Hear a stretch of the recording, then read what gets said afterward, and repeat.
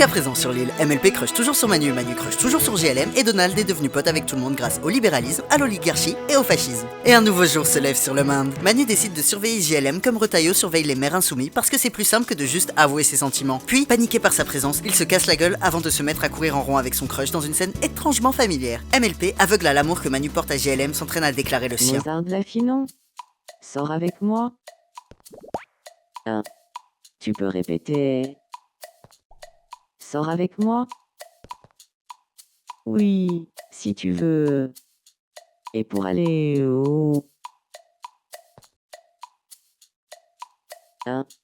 C'était juste un entraînement et je me suis quand même pris un râteau.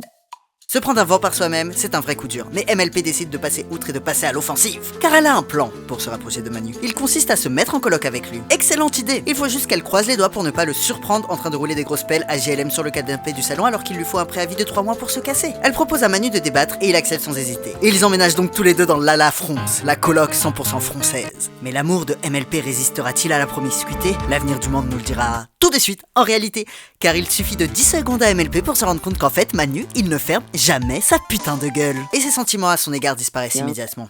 J'ai l'impression que mes sentiments pour toi disparaissent. Mozart de la finance.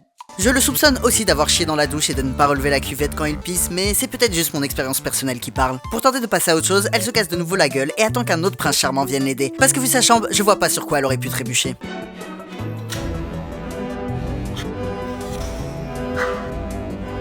Heureusement, une nouvelle arrivante toujours souriante débarque sur l'île et s'empresse de l'aider à se remettre debout. Cependant, Valoche n'est pas au goût de MLP et cette fois la magie n'opère pas. Mais MLP n'est pas la seule à avoir besoin d'aide car JLM aussi est totalement bloqué. Manu se saisit de cette opportunité pour lui passer devant et essayer de se la jouer mec cool qui est capable de mettre une canette dans la poubelle. Et il est de nouveau victime du debuff crush à proximité en plus. Finalement, il fait comme si de rien n'était et vient en aide à JLM. Et contre toute attente...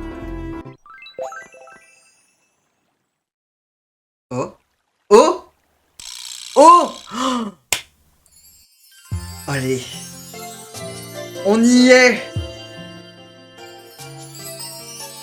Et oui, apparemment, JLM avait besoin de voir Manu échouer pour s'intéresser à lui. Il a un faible pour les losers, c'est comme ça. L'amour de Manu est donc réciproque. Lequel des deux osera-t-il faire sa déclaration en premier? L'avenir du monde nous le dira.